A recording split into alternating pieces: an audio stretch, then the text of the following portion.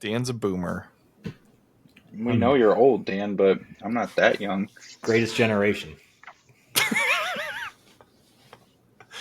Are you technically Gen X? No, I am Okay. borderline millennial. Yeah. I'm millennial because it's like, it's like right in that gray, like that transition age. I think most people would say I am, but I also grew up in a tiny little town where we're about 5 years behind everybody else. So if you go by that context, then then I'm not millennial. Yeah. A podcast about bourbon and the ones who drink it. This is Bourbon Matters.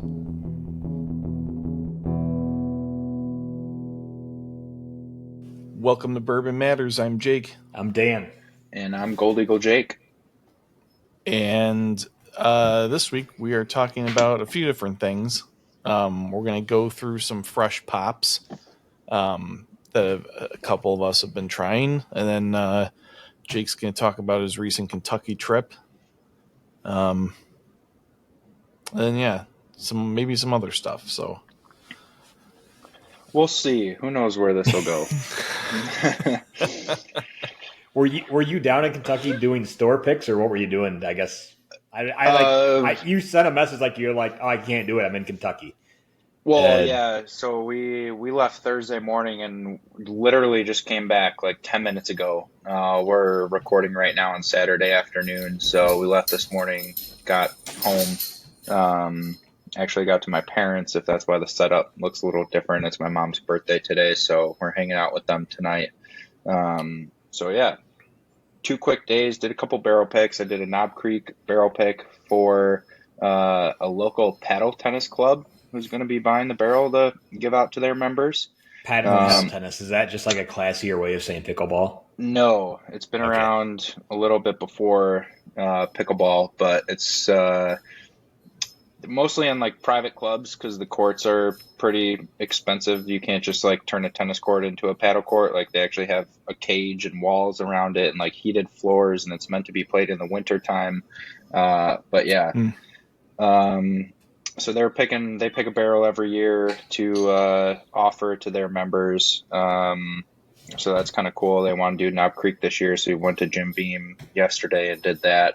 And then before that, went down with a couple of the admins from Lake County Whiskey Club to do a Yellowstone pick. Oh, nice. So we've got another Yellowstone pick coming, which is pretty cool. And what's also cool about this pick is they're now offering 119 proof for a bottling proof. Before it was just, I think, 103, 109, and 115. So we have, I think, like less than 15 bottles left of each of our 109 and 115 proof barrel picks. So I'm going to be setting some of those aside to do some flights when we get the new 119 proof barrel. Nice. Yeah, that'll be cool. Yeah. Mm-hmm. Yeah, I think that distillery just keeps getting better and better and better. And what's really amazing, what I didn't really realize, like I knew how small Limestone Branch was who produces Yellowstone, but I didn't think I realized that they were only 8 to 10 barrels a day small, just for how big that brand is nationwide. And the distillery is tiny. Like they're doing everything by hand, labeling and bottling. Dan's over there looking like, well, we do that.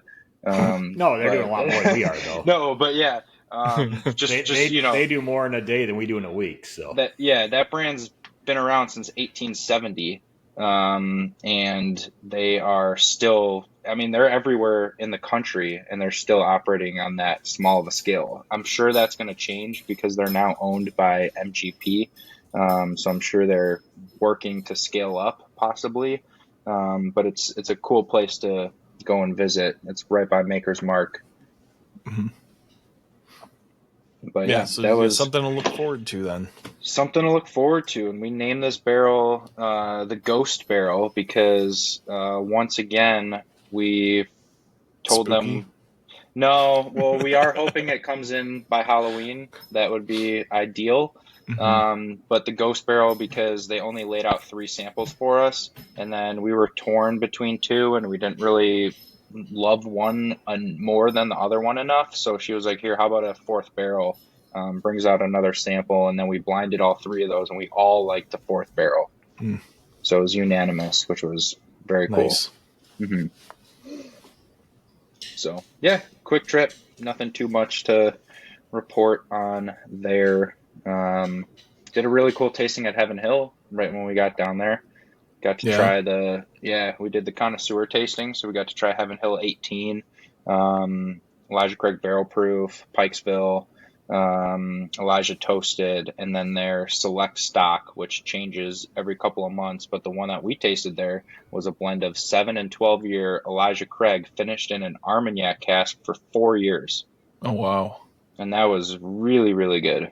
Yeah, that sounds amazing. Yeah. That was the same tasting level that we did when we were down there. Yeah. Because we did connoisseur. Yeah, because we did Elijah Toasted, we did Elijah Barrel Proof, we did Parker's Heritage. Nice. Which is the orange curacao, but I didn't like. McKenna, and I forget the last one we did. Yeah. It might have been Elijah 18, actually, I believe. Maybe it was, nice. Yeah. Mm-hmm. They said 2 weeks ago they just started putting the Heaven Hill 18 in there, which I gotta say, it was good, but I thought it was just a little too oaky, and at their $330 price point that they were selling it for at the distillery, I don't know. So your view on the Heaven Hill 18 is very similar to the Elijah 18 then? Yes. Yeah. I mean, my only complaint with Elijah 18 was it's 90 proof, and the price point, is 150 to 180. So I guess they gave me what I asked for and bumped up the proof a little bit on the Heaven Hill 18. But still, for $330, that's what they're selling it for at the distillery. It's a little cheaper if you can find it retail, but we only got one bottle, and it went to the bar. Gotcha. So, yeah, when you were talking about limestone, like doing everything by hand and everything too, it's fun going to some of those distilleries that are bigger than us and seeing what they do. And how similar it still is on some things. I was at Journeyman a few weeks ago and did the tour, which, first of all, their tasting is a lot different than what's allowed in Illinois, because I think it was like 11 or 12 samples that we tried. Oh, wow. It's basically everything that they do in all their liqueurs and everything too. But they have the exact same bottler that we have, which I thought was unique. I figured they'd have a lot bigger system considering, but no, they basically asked for volunteers to come in and bottle too, cool. Even at Journeyman. But they have the exact same bottler, so it's kind of cool to see what some people are doing that, even though they're big. And I said something too, because I'm like, well, how often do you guys do bottling? Because we're about every other week. We'll be busier here this fall, but they're like, no, it's about once a week, and it's about a full day for them, where we're just doing a half day. But pretty cool to see that what some of these people that are doing, they're a lot bigger than us, but they're still doing stuff similarly to the way we do it at small distilleries. That's cool. Yeah, pretty cool place to go and visit. They got good food, and go there in the summertime when you can hit up that giant putting green. Yeah, we didn't eat at Journeyman. It was cool. We were there. We did the tour. I spent way too much money on a bottle of whiskey. Mm-hmm. So I was hoping someone else at work would want to buy their popcorn whiskey from Orenville that they do with Orenville Redenbacher.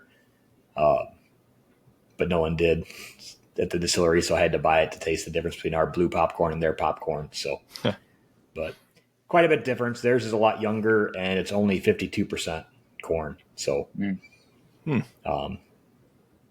not what's your 75? Ours is 75% blue popcorn, and their bottle was $160, and ours is 64, 69, somewhere in there.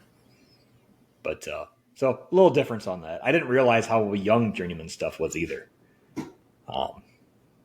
Yeah, it's almost all 32 to 36 months. But are they still doing smaller barrels? Still doing a lot of small barrels, yeah. Mm-hmm. So, but yeah, no, it was a cool little place. That's a really cool story finally got to figure out what the corsets, whips, and whiskey meant. So, but did you guys know that, Jake? Did you find that out when you were there? When you were up that at it used to be a corsets factory. Corsets and Whips? Yeah. Mm-hmm. So, Jake, you'll enjoy this. The guy that owned the building that the distillery Great is story. in Michigan, women, when they were wearing corsets a long time ago, they didn't like wearing them because I forget what they were made out of, but they poked them a lot. And this guy found out a way to like strip feathers and make them out of feathers so they were softer. And made that, and then they started using them for whips as well. But that guy made so much money back in the late 1800s, early 1900s that he owned, I forget how many hundreds upon hundreds of acres that he owned.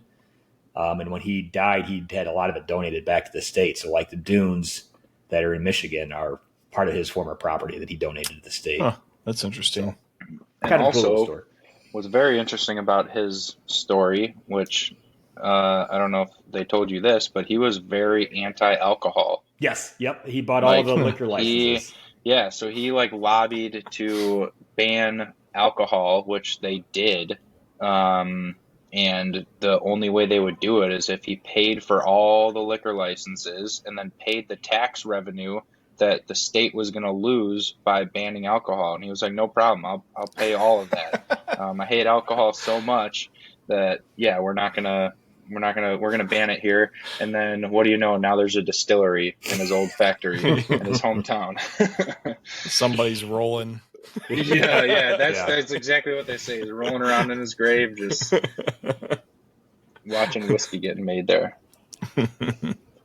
That's funny. Yeah. Mm-hmm. That's a cool little place. For only a couple hours away, Jake, you should make it up there sometime with the wife and kid. Nice little drive. It's absolutely worth it. Yeah, it's one of the places I want to get to. I know a few people have been up there, and they say it's very, very, very fun. Very cool place. So, yeah, it's on the list. That downtown's pretty cool, too. Very old, small. Yeah, that was my little distillery visit.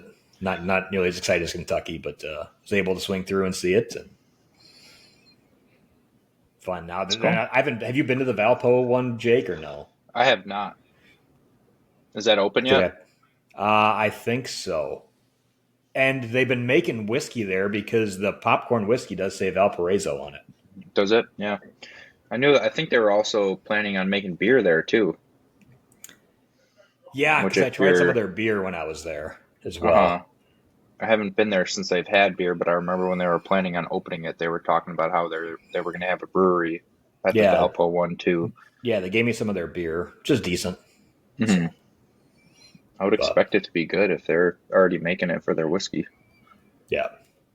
The other thing that I found cool about Journeyman is most of their stuff they don't use malt in.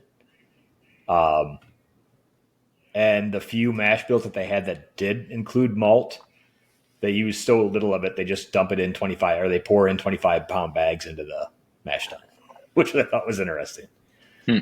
So, Dan, you mentioned you guys bottle stuff once every couple of weeks. Anything exciting get bottled this past week? Yeah, my Distiller's Reserve pick. Yeah. Other than that, not too much else exciting. Didn't you say there was something else that everyone liked the best that was doing the bottling? Yeah. You set yourself up good for that one. I know. I also picked something very young because I like the flavor on it. No, we did a bunch of different single barrels, but one of them is the new Gold Eagle barrel pick that will be coming out that I'll let Jake talk about it. People that were at the last master class that I was at teaching got to try a bunch of unique things that night, different yeast, different corns, different mash bills that were younger. What I didn't tell people is we had some stuff that was older on some of those things just because we wanted to keep everything aged similarly for that feedback and see what people thought of the stuff that's all around the same age. I gave Jake a sample of one of those barrels that was over 5 years old. And that got bottled this week, and it's unique because it's something we haven't released before, and it's something that people tried a younger version of. I don't know how much details you want to give out on Jake, but you can. I don't know. We love our podcast listeners. I think they should be the first ones to know and get excited over it if that's all right with you. Fine by me. It's not my store. All right. Well, yeah. So first, I got to say that was I think for sure one of the coolest master classes we ever did. Oh, 100%. Lots of you guys were probably there, but Dan brought a bunch of experimental stuff that nobody outside the distillery knew even existed. And so what's funny, real quick, when we put it as that, and we advertise as that, and advertise it as stuff that some people in the distillery hadn't even tried or knew we had. Mm-hmm. And one of our employees, Trish, who kind of plans all our events and has been there for 7 years, she saw the post on your website beforehand, and she's like, that's bullshit. And then she saw what we all drank, and she came and she was pissed off. She's like, I didn't know we had that stuff. And I'm like, oh, so you were cocky thinking that you knew everything. Trish, yeah. Is that what it was? So, yes, when we did say that some of the stuff people in the distillery didn't even know we had, one of the longest tenured employees didn't even know we had it. So that wasn't a lie or a marketing ploy. Very cool. The truth. Thank you for doing that with us. But at that tasting, we tried different yeast strains. We tried different mash bills, different varietals of corn. But I think the one thing that stood out the most to everybody was a 3.5-year-old bourbon distilled with rye instead of wheat, where everything Whiskey Acres so far has been distilled with wheat. And it also had a different yeast than what Whiskey Acres typically uses. And at 3.5 years old, everybody loved it. I think it was the crowd favorite of that whole entire night. And then the 8-year rye was all right. Oh, yeah. The 8-year rye and the 7-year were the top two, but then it was tied for third. It was the crowd favorite of the 3.5-year-old stuff. It was the favorite of anything not aged over.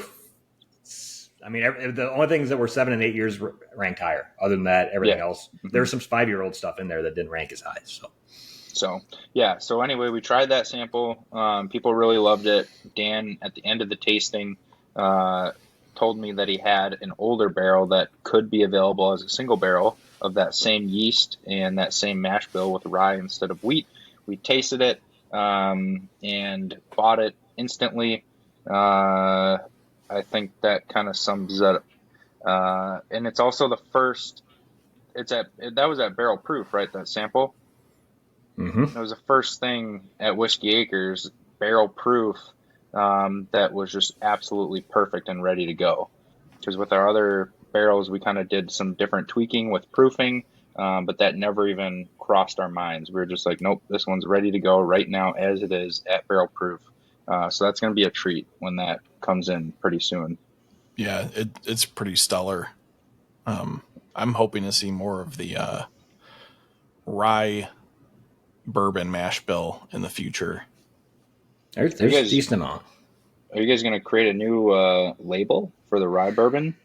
That's what we're talking about right now, of that, or if we're going to do, because, first of all, before I get into that side of things, you did misspeak on one thing with how the barrel pick happened. Was I gave you a sample beforehand, and you tried it, and then we went through the tasting, and you sampled it again after, and I said, do you have any idea what this is?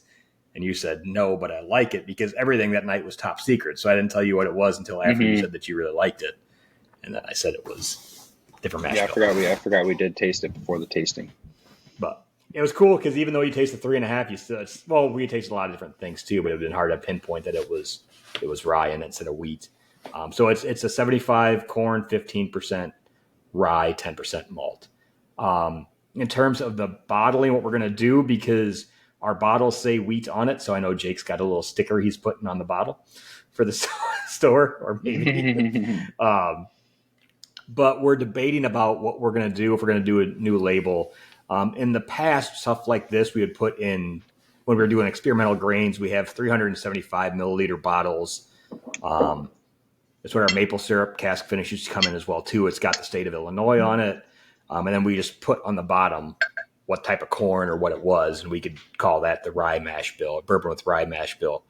We're debating on if we're either going to get a label for the bourbon with rye, because in a few years we'll have enough that it could be out in a couple different releases. Or if we're just going to stick with the artisan at a 750 milliliter bottle. I think you guys should come out with a new label. Yeah, then you get to go through all the fun TTB process. Separate them out, have another offering to offer people when they come to the distillery. Yep. You know, I mean, I think they're pretty different, being one wheated and one rye and different yeast. They don't taste alike at all. No. So I would for sure recommend coming out with a new label. I think that'd be very cool. I think for that one, we definitely will. It's the one thing we're thinking is there's so much experimental stuff that might just be a one-time release, or it'll be a release and we only did it once and we'll release it at 5 years. And then if people like it, it's going to be another 5 years till it comes out again. So maybe some of that stuff we just do in an artisan bottle. Just because if you're having to go through and getting new TTB compliance for everything every single time, you're going to have 1,000,001 different things through there. You got to pay for every single time. So we're not sure yet. That's still in discussion, but we know we have your bottles all ready to go. I gave you the case count. And whenever distributor now picks it up and gets it to you, that's on their side of things. We talked about distributors in previous episodes on our liquor store 101 and 201. So it's out of our hands, out of our control at this point. And it's kind of out of your control at this point too, unless you start hammering on some people that you want it. But yeah, it'll be coming soon, and it'll be something that people haven't tasted before from us. And speaking of things people haven't tasted before, that's a killer transition, by the way, guys. Yeah, nice job. I know. Just wanted to point that out. Are you going to complete the thought, or what is it? We're all. I was going to let you talk about something because you haven't said anything this episode because you don't know anything. We're all, almost all of us, are trying something that is new to us or we haven't tried recently. Jake, why don't you talk for a little bit? Jake R., what did you pop open today? What are your thoughts? Yeah, so I got a couple things over the weekend. Last weekend, my buddy was nice enough to bring me a little bit of Evan Williams 12 at 101 proof, which is incredibly good. Unfortunately, you can only get it at the distillery when they release it, which I don't know how frequent that is, but it's like $150 or $120 at the distillery. If you can find it overseas at duty-free shops, it's like $60. Yeah, you might be better off flying to Europe and trying to find it. I was going to say that $60 price point sounds a lot better when you think about other big distilleries that have 12-year products out there and what they charge for it. Yeah, it is very good. It's got a lot of vanilla and like, it kind of reminds me of like sugar cookies, and there's also some like nuttiness. Like it's more peanutty than Heaven Hill typically is, which is kind of interesting. But it's very, very good. Glad I got to try it. Otherwise I probably wouldn't have ever gotten to. So thanks to Jimmy. I'm also trying the Elijah Craig Toasted Rye. I had some last night. It's very good as well. It kind of, I think the toasted secondary finish helps mellow out some of the rye.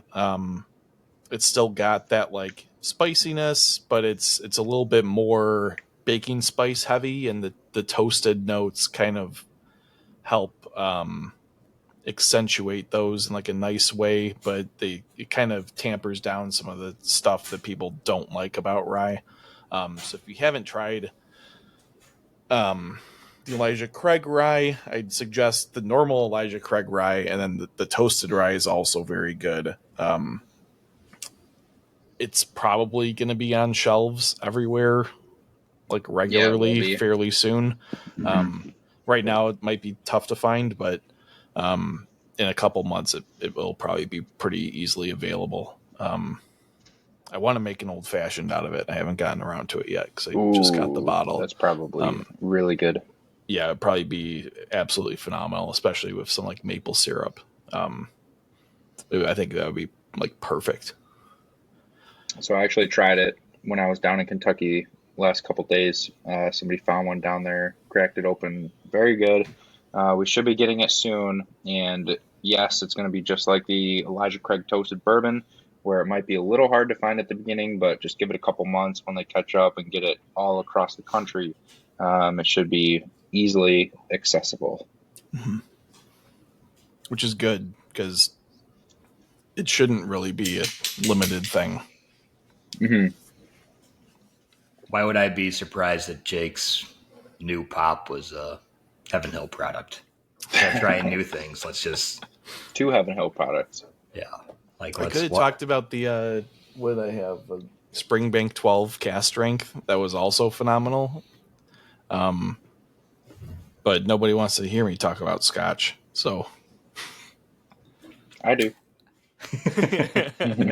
Oh, there's one listener, and that's about it. I am probably going to be the most surprising one that I'm drinking. I bet you I am, but go ahead. I think you'll be surprised by what I'm drinking. Dan's drinking a rye. I am not drinking a rye. Oh, okay. I'm drinking something more surprising than a rye. American single malt? Yes. All right. Interesting. We've kind of started a thing with some people at work where when you have bottles that you've either just opened and didn't like that much, or you have a full bottle that you just don't really want to get to, you can trade it for something else, kind of like a nice trade pool for fantasy football. Drinking a Westward cast strength American single malt. If you've listened before, you know that I'm not a huge American single malt guy or single malt guy in general. There's a few that I've been enjoying. This is not bad. It's 125 proof. I think with American single malt, to get away from some of the earthy, grainy malt flavor, I like it better at cast strength than I do at a lower proof point. I think that's one thing I've quickly found. This is, I'm trying to figure out a way to describe it. Like I get a ton of, it almost tastes a lot like a chocolate malt. It doesn't say that it's chocolate malt, but it has like a lot of the dark, bitter, like 99% cacao bars you would get. What's it finished in? What is it finished in? That's a regular one, isn't it? I think so. They have a stout barrel finished one that's They've got also stout. phenomenal. They got a stout barrel, sherry finish, port finish. Somebody just brought me a sample recently of a sherry finish, I think it was. Mm-hmm. Shout out to Felipe if you're listening. It does not say what the finish was on. So very good American single malt. You don't see a lot of barrel proof, cask strength with that high of proof with American single malt. So, yeah. It to me, it's got like, besides like the heavy dark chocolate, it almost tastes like you made a s'more with just the graham cracker and very, very, very high percentage cacao chocolate and no marshmallow. It's kind of what it tastes like. We should crack this one the next time you're over. 'Cause this one's probably right up your alley. The 291 from Colorado. Nice. Their single malt release, I think from last year. It's 130.2 proof. Have you tried the bourbon yet from them? I've tried the rye. The rye is phenomenal. I haven't tried the bourbon though. Yeah, we just got the bourbon, a cask strength single barrel. It's at the bar, so next time you're in, remind me, and I'll give you 4 of it. Yeah. But yeah, the bourbon is 129 proof, and it tastes like 105. Wow. Finished on some kind of wood chips, but it's got a lot of flavor, very unique, sneaky high proof. It's this would actually be really, really good around fall bonfire with s'mores. Like this would pair perfectly with that. I can see me drinking it. I mean, it's 90 degrees today, and it's almost the end of September. Stop it, weather. Be fall. I think I'm going to enjoy this for the fall season here. This might be something that gets into the regular rotation. Would I buy another bottle of this? Probably not. Am I disappointed that I have this? No. I would put this in the category of things that I'm glad I have, but it's not going to be something that I'm going to continually seek out. But I think But I had a also, you're not Penelope. a huge single malt fan. I'm not a huge single malt fan. But, that being said, I think I traded a Penelope cast strength for it that I hadn't opened yet, that I've had forever. So it worked out for me. I'm happier with this. I'm not a big Penelope fan. But yeah, this is pretty good. If you're an American single malt, the single malt cast strength is pretty darn good. And that's from a guy that doesn't like single malt. So take that however you want to take it. Yeah. Yeah, I think you have to try a bunch of different American single malts to really find which type you like, which distillery you like. I've had a few different Stranahans and haven't been a fan of them. Yeah, and like I do agree with you that proof really matters, especially if you're like typically the American single malts are not aged as long as the Scotch single malts are. I mean, we talked about this in our American single malt episode, but like I think American single malt needs a bit more proof behind it to really carry the flavor. The way that like traditional Scotch like doesn't necessarily need that. So yeah, I mean, it's worth trying stuff. Go to a bar like Gold Eagle and try some American single They're malts. not a bar; they're a liquor store, Jake. Go to Tasting a bar like at Gold Eagle. No, this is decent, and I'm trying something different that's outside my normal zone. Yeah, Unlike it's a good campfire whiskey. Unlike Mr. I'm only going to drink Heaven Hill. I would be fine drinking Heaven Hill till I die exclusively. So, wow. I think we do an episode about that. If we could only pick one distillery or one whiskey. I don't think it was that, but that's a pretty bold statement. That's how Jake took it. Yeah, that's a bold statement. I mean, if you were gonna force me, yeah. So would you rather only drink Heaven Hill or never drink Heaven Hill? That'd be the question. That's a hard one. Don't even think about it. Come on, Jake. I'd probably only Heaven Hill. Yeah. Wow. Wow. Do I have access to everything? No, you can only drink now, only Heaven but Hill only or not Heaven Hill. Your two options. Don't politician this answer. You had to say yes, it's a one or the other. I would probably say only Heaven Hill, and then all the money I'd spend on other whiskey would just go towards the Heaven Hill expensive stuff. I would gladly cut out one distillery to be able to taste all the others. Jake, Gold Eagle, where's your answer at on that? Only drink one distillery? I would obviously drink all the other distilleries. I was just looking at Jake's face. He's like, "Oh shit, yeah, I got to give up everything else." Yep. All the other whiskeys that he loves. No, I fully expect both of you to not take that offer. So you're never going to drink Scotch again, Jake? Yeah, I know. It'd be unfortunate, but well, now we can Heaven get Hill's tricky. Gonna have a single malt any day now. I was gonna say we can get tricky, and technically Heaven Hill owns 1,000+ labels. So yeah, that's true too. Anything that you can buy in the Heaven Hill store. I mean, that changes a lot. Yeah, that's not the same thing. They actually had a pretty good selection when I was there yesterday. They had all the grain of glasses. They had 4 or 5 different select stocks. They had Elijah Barrel Proof.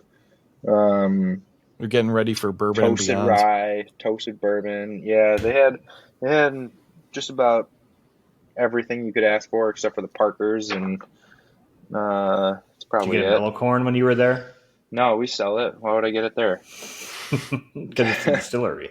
Maybe it's fresher mellow corn. It's more expensive at the distillery than it is at Gold Eagle. Yeah.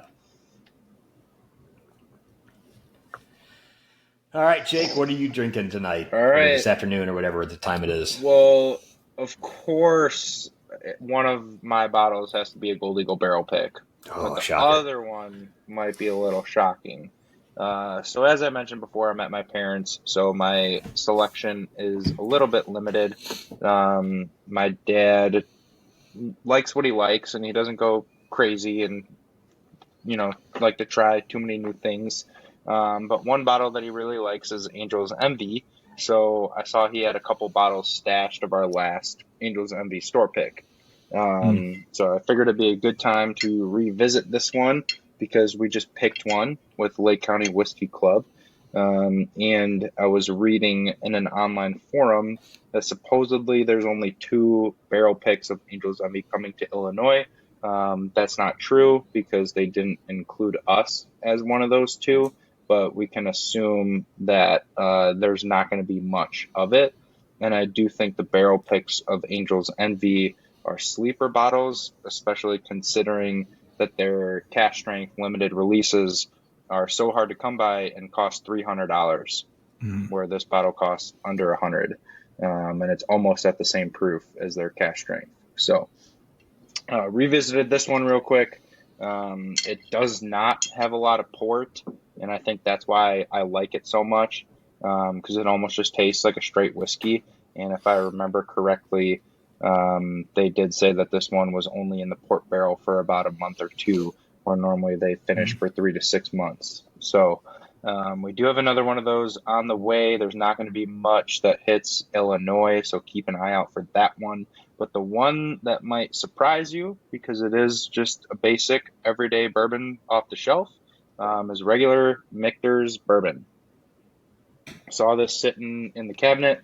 Haven't tasted this in a few years, so I figured it'd be a good time to revisit. I think a lot of people, especially podcast listeners and people like us who are really into single barrels and unique things, tend to overlook a lot of the more available, and if you want to use the word basic products, just because you can pretty much find them in any store.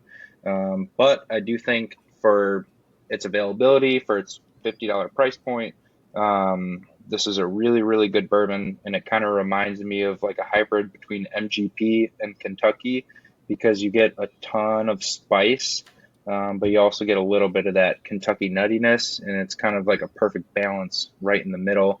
91 proof, 91.4 proof. Has a lot of flavor for 90 proof.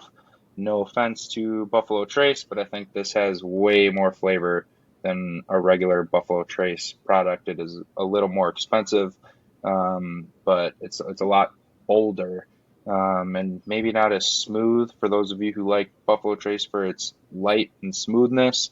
But I think this one, for being easily accessible, is one that I would definitely recommend if you just want a good everyday pour. Yeah, it's punchier. It's got like a little Definitely bit more punchier. edge to it. Hmm. Yeah. Like I would have guessed maybe 100 proof, not in a bad way, but it's a little more bold. It's got a little more punch to it, but it's packed with flavor, and it's just a really easy sipper. Yeah, I'm a fan of the regular bourbon, the American whiskey, and the sour mash are all really good. And those are all Hmm. on the shelf all the time. Right. And I think so many people look them over because everyone just wants the toasted or just wants the barrel Yeah. strength or just wants the 10-year. But there's nothing wrong with these, and you can find them anywhere. And yeah, it's a great pour to just have to share with anyone and not have to worry about having to go out and find another bottle of it. Mm-hmm. It's getting tougher and tougher for me to do fresh pops because I just don't buy as much stuff hardly at all anymore. And it seems like if I do buy it, it's stuff I've had and liked or something I've tried somewhere. Yeah. It's still But I kind mean, of fun trying to stuff still kind of counts. yeah. It's still kind of fun to just buy a random bottle and hope it's good. Kind of like if you're going to hit or miss on a scratcher ticket or something, I guess. Um, I don't do that with expensive bottles anymore, though. I've toned that down. There's Yeah, I think there is a lot of fun in that. and a lot of people don't do it anymore because they have such big collections that they want to make sure they try it and like it first. Yeah. Mm-hmm. Yeah. I've been saying it the last year or so, but I'm almost down one shelf row on my shelf of bourbon, which Got to means pump those numbers up. I Yeah, think you do. I might be below 70 now finally. So, and I'm getting close to another bottle. I got a couple that are close, but I got to go buy my own barrel pick today. So that's going to add another bottle. Nice. And you got to buy Plus, Gold Eagle's barrel pick when it comes in from Whiskey Acres, or did you snatch one off the bottling line? Oh, well, Dan always gets stuff that falls off the truck. So RNDC doesn't allow us to sell partial cases. Yeah. So there's a partial case that usually a gets partial given. case with 5.5 bottles.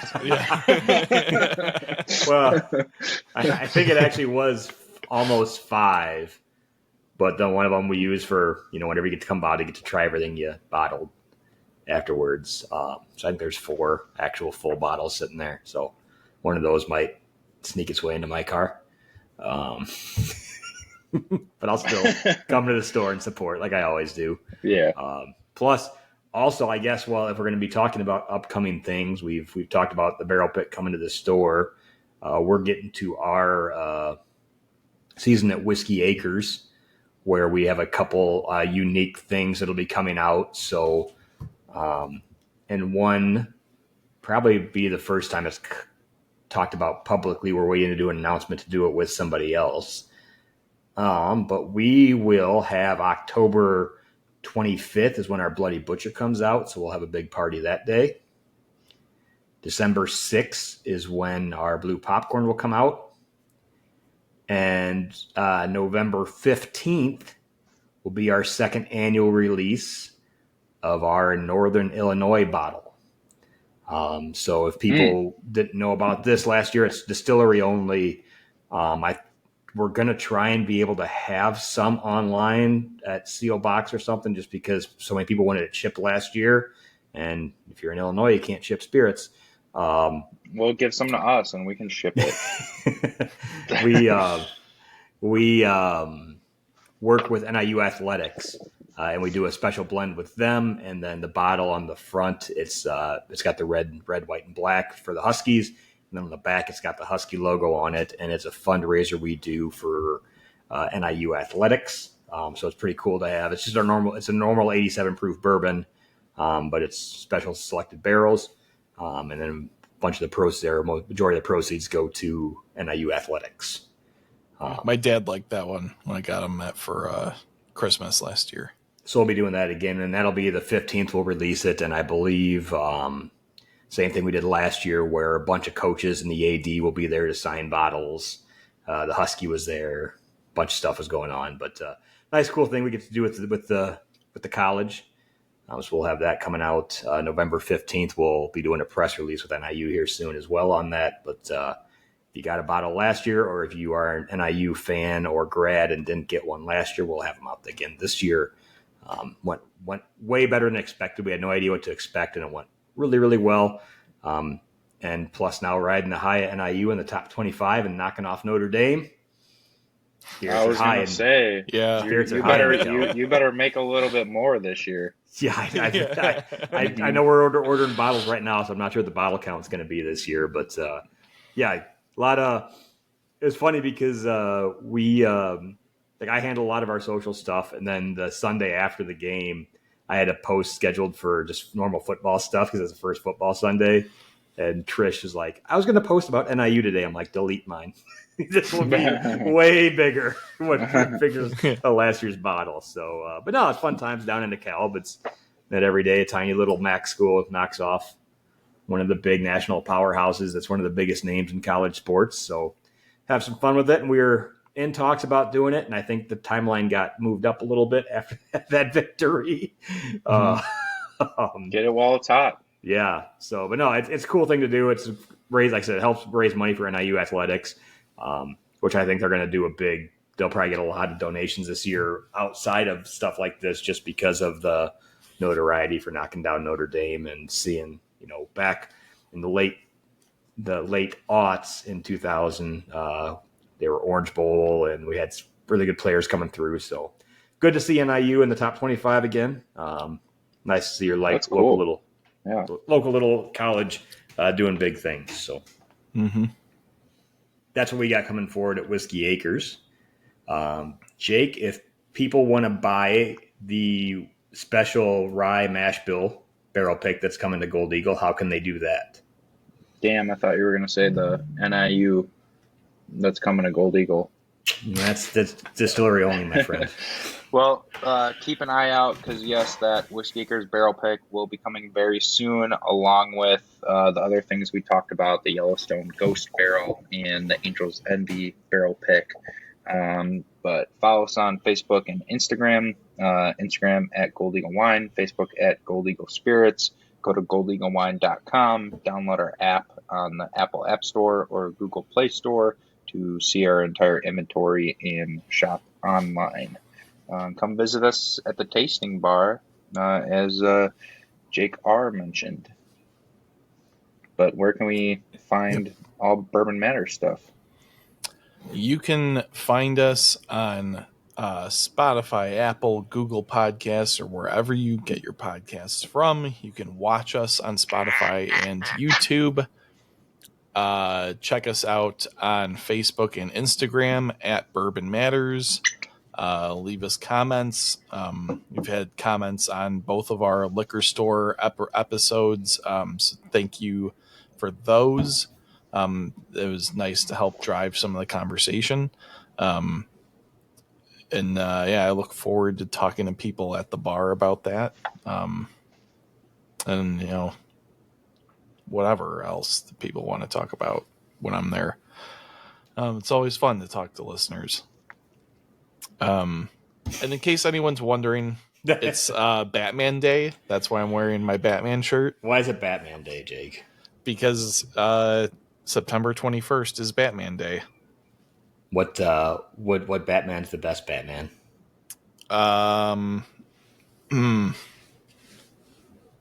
Most comic accurate is probably Ben Affleck. I asked you what your favorite.